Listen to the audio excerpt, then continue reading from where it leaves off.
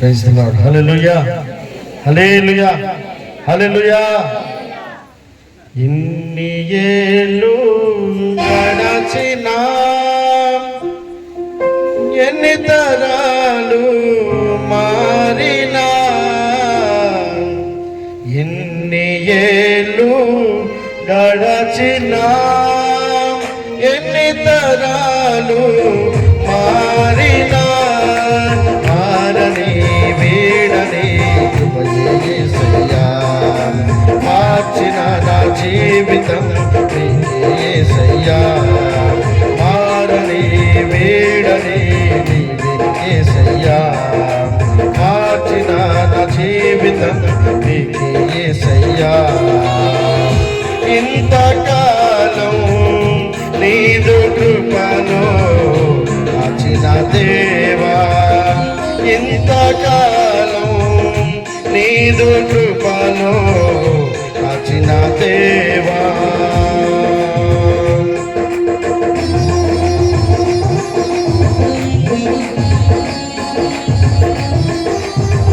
అందరూ కూడా చప్పట్లు కొట్టి దేవుని నామాన్ని మహిమపరుద్దాం. స్తోత్ర, హల్లెలూయా.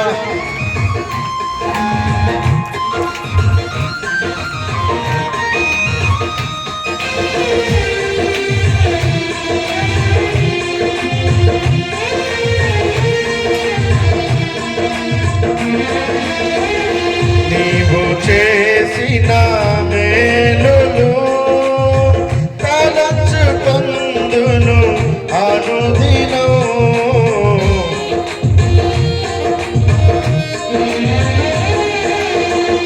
నీవు చేసిన మేలులు తలచుకొందును ప్రతిదినం.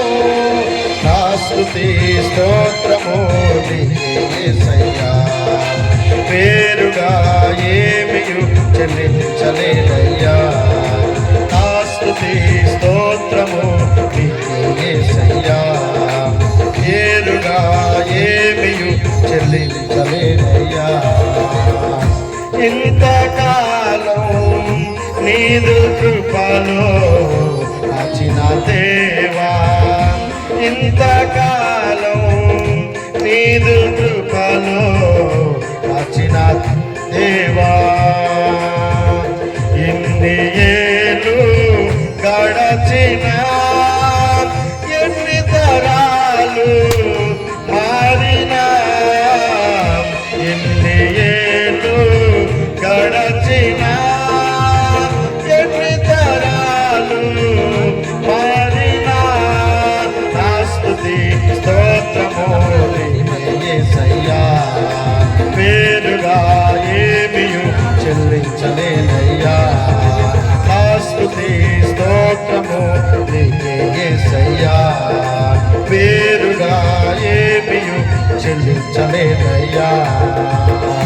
ఇంతకాలం నీదు కృపలో కాచిన దేవా, ఇంతకాలం నీదు కృపలో కాచిన దేవా. హల్లెలూయా, హల్లెలూయా. దేవుడు తన కృప నరేంద్ర అలాగే అఖిల పట్ల అనుగ్రహించి వారిని యవ్వన కాలంలో వారికి అనుగ్రహించినటువంటి ఇద్దరు బిడ్డలు, కుమార్తెను అలాగే కుమారుణ్ణి వారు అనుగ్రహించినటువంటి దేవుడు గడిచినటువంటి సంవత్సరముల కాలమంతట్లో తోడుగా ఉండి హానో కనబడేటువంటి బాబుకు ఈ మొట్టమొదటి పుట్టినరోజు శుభ సందర్భంగా దేవుడు వారికి ఇచ్చిన కృపను బట్టి దేవునికి మహిమ కలుగును గాక. హల్లెలూయా, హల్లెలూయా. ఒక మాట జ్ఞాపకం చేసుకున్న 69వ కీర్తనలో 30, 31 వచనాలు చదువుదాం. 69వ కీర్తన 30, 31 వచనం.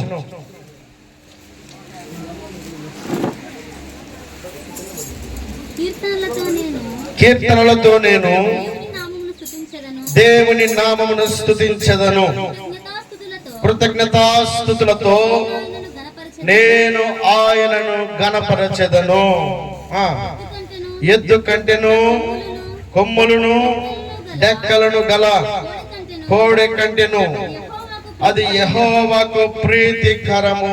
దేవునికి స్తోత్రం చెల్లిద్దాం. హల్లెలూయా.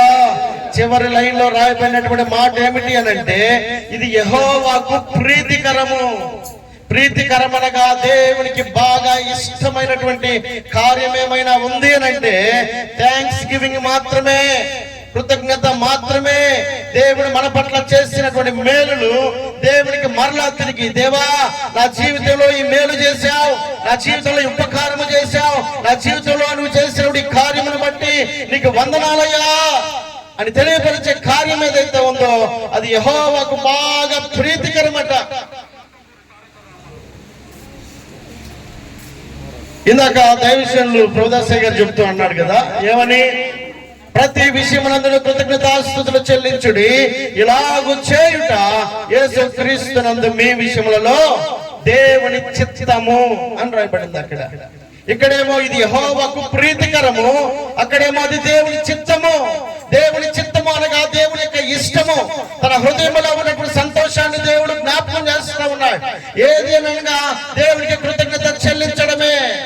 ఇప్పుడు ఇది కాల సమయంలో ప్రియులు నరేంద్ర గారు అలాగే అఖిల గారిని ప్రేమించి వారి జీవితంలో దేవుడు చేసిన మేలు ఏమిటి? కారణం, దేవుడు వారి జీవితంలో ఒక్కసారి దేవుడిని గొప్పతనాన్ని, దేవుడి యొక్క మాటలను, దేవుడు చేసిన కార్యాలను జ్ఞాపకం చేసుకోవడానికి మనం ఒక్కసారి కనుక ఆలోచన చేయగలిగితే, కీర్తన భాగము 127వ కీర్తన 3వ వచనం రాయబడింది. కీర్తన భాగం 127వ కీర్తన 3వ వచనం, 127వ కీర్తన 3వ వచనం, కుమారులు యెహోవాను గ్రహించు స్వాస్థ్యము, ఆ గర్భఫలము.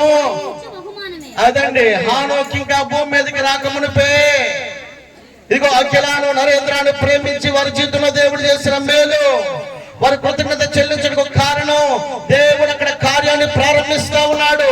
ఏమిటా కార్యం అనగా, గర్భఫలము యెహోవా అనుగ్రహించు బహుమానమై ఉంది.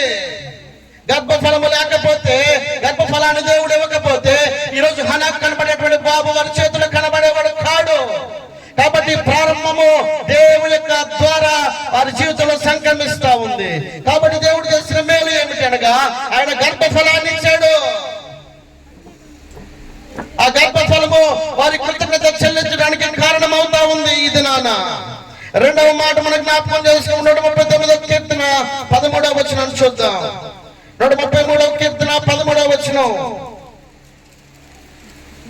139వ కీర్తన 13వ వచనం. నా అంతరింద్రియములను నీవే కలుగజేసితివి, నా తల్లి గర్భమందు నన్ను నిర్మించిన వాడవు. ఎవరు నిర్మించారంట? గర్భఫలమునిచ్చిన దేవుడు.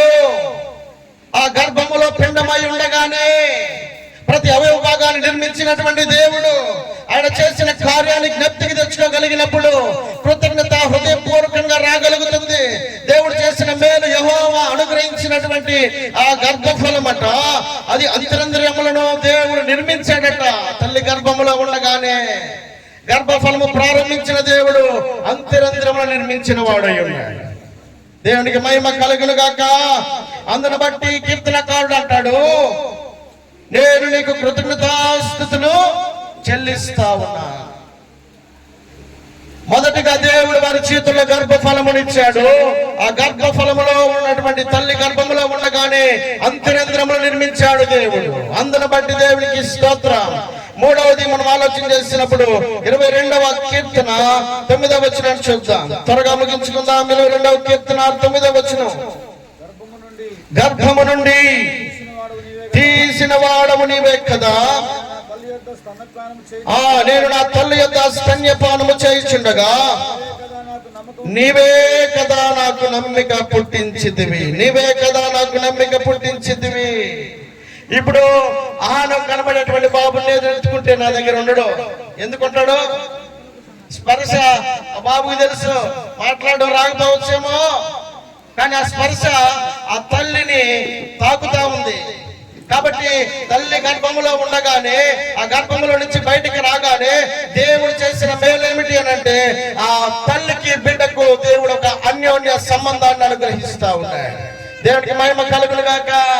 హల్లెలూయా. నా కుమారుడు ఉన్నాడు. నా కుమారుడు కూడా ఒక పట్టణ తండ్రిని కదా, తండ్రిని కాబట్టి ప్రేమతో ఎప్పుడైనా ఎత్తుకుందామని చెప్పని ఆశపడి దగ్గరికి వెళ్తే బయట వాళ్ళు దోచేసినట్టు దోచేస్తాడు.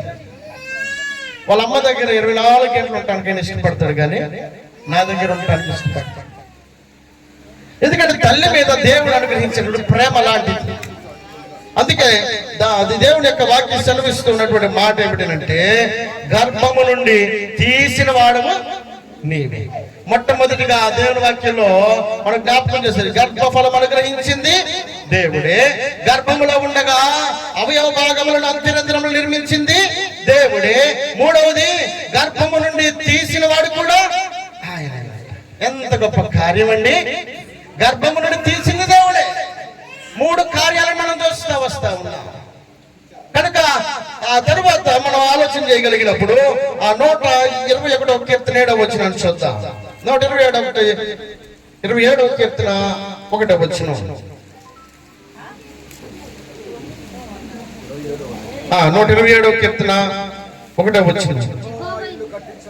యెహోవా ఇల్లు కట్టించని యెడల దాని కట్టువారి ప్రయాసలు వ్యర్థమే. యెహోవా పట్టణమును కాపాడని యెడల దాని కావలి కాయవారు మేలుకొని ఉండటం కూడా వ్యర్థమే. దేవుడు ఏం చేస్తున్నాడు? గర్భఫలం ఇచ్చి గర్భఫలంలో ఉన్న బిడ్డకు అవయవాలను నిర్మించిన దేవుడు, గర్భఫలములో నుండి ఆ తల్లి గర్భముల నుండి బయటికి తీసిన దేవుడు ఇది ఒక కాపుదలను ఇస్తున్నాడండి. భద్రతని ఇస్తున్నాడు, క్షేమాన్ని ఇస్తున్నాడు, ఆరోగ్యాన్ని ఇస్తున్నాడు. ఆయన తన రెక్కల చాటును భద్రపరుస్తా ఉన్నాడు. ఆయన ఇచ్చిన కాపుదలను బట్టి ఈ దినాలు మనం క్షేమంగా ఉండగలుగుతా ఉన్నాం. 121వ కీర్తన ఒక మాట జ్ఞాపకం చేసుకుందాం. 121వ కీర్తన 5వ వచనం. యెహోవాయే నిన్ను కాపాడువాడు, నీ కుడి ప్రక్కన యెహోవా నీకు నీడగా ఉండును. పగలు ఎండ దెబ్బ నీకు తగలదు, రాత్రి వెన్నెల దెబ్బ నీకు తగలదు. ఏ అపాయమును రాకుండా యెహోవా నిన్ను కాపాడును. ఆయన నీ ప్రాణమును కాపాడును. ఎంత గొప్ప దేవుడండి! కృతజ్ఞత చెల్లించుటకు కారణాన్ని మనం ఆలోచన చేయగలిగినప్పుడు నరేంద్ర అలాగే అఖిల జీవితంలో దేవుడు చేసిన మేలు ఈ దినాన హనోకు వారి చేతిలో ఉండడానికి కారణమై ఉన్నాడు. కనుక దేవుని స్తుతించడానికి దేవుడి వాక్యం సెలవిస్తా ఉంది, యెహోవాకు కృతజ్ఞతాస్తుతులు చెల్లించుడి. అది ఎద్దు కంటేను కోడెల కంటేను అది ప్రీతికరమైనదట. ప్రీతికరమైనది. మనం ఎంత బంగారం తీసుకొచ్చి దేవునికి ఇవ్వాలని మనం ప్రయత్నం చేసిన హృదయంలో కనుక కృతజ్ఞత లేదనుకోండి, అదంతా కూడా హృదయాన్ని బట్టే కదా ఎంతో కొంత కయ్యూని ఇవ్వలేదా? కయ్యూని ఇచ్చాడు, ఇవ్వకుండా లేడే, ఎంతో కొంత ఇచ్చాడు కదా. మరి దేవుడు అంగీకరించలేదు. హేబేలు ఇచ్చినటువంటి అర్పణ మాత్రం అంగీకరించగలిగాడు. హృదయం ఎక్కడుంది? హృదయం నిండిన దాన్ని బట్టి నోరు మాట్లాడుతుంది. కాబట్టి ఇప్పుడు కయ్యూను దేవుడికి ఇచ్చిన అర్పణ దేవుడు అంగీకరించాలి. దేవుడు హృదయాన్ని కోరుకుంటా ఉన్నాడు. హృదయంలో నుండి వచ్చే కృతజ్ఞతని దేవుడు కోరుకుంటా ఉన్నాడు. హృదయంలో నుండి వచ్చేటువంటి దేవుడికి ఇష్టమైన ప్రీతికరమైనటువంటి కృతజ్ఞతని హృదయంలో నుండి ఈ మధ్యాహ్న కాల సమయం నుండి ప్రారంభించగలిగితే బిడ్డలు ఎరిగి ఉన్నారు కనుక సేవకుల యొక్క ఆలోచన మేరకు ఈ దినాన మనం అందరం కూడా సమకూడబడి ఉన్నాం. ప్రతి చిన్న విషయాన్ని కూడా సేవకుల యొక్క నిర్ణయాన్ని బట్టి వారు ఫాలో అవుతా ఉంటారు. మా సంఘంలో ఉన్నటువంటి ప్రతి ఒక్కరు కూడా సేవకుని ద్వారా వారి కార్యాలను ప్రారంభిస్తా ఉన్నారు. అది వారి జీవితాలకు ఎంతో ఆశీర్వాదకరంగా మార్చబడతా ఉంది, దీవెనకరంగా మార్చబడతా ఉంది. స్వచ్ఛతానికి మనం కనుక ఆలోచనను అవకాశం ఇచ్చిన వారం అయితే అది ఏమాత్రం కూడా మన జీవితాలకు ఆశీర్వాదం కాదు. కాబట్టి ఈ మధ్యాహ్న కాల సమయంలో దేవుడు ఈ కుటుంబం పట్ల దేవుడు చేసిన మేలు ఉపకారములను మనం జ్ఞాపకం చేసుకుంటూ మరొకసారి దేవుని స్తోత్రాలు చెల్లిద్దాం. హల్లెలూయా, హల్లెలూయా, హల్లెలూయా.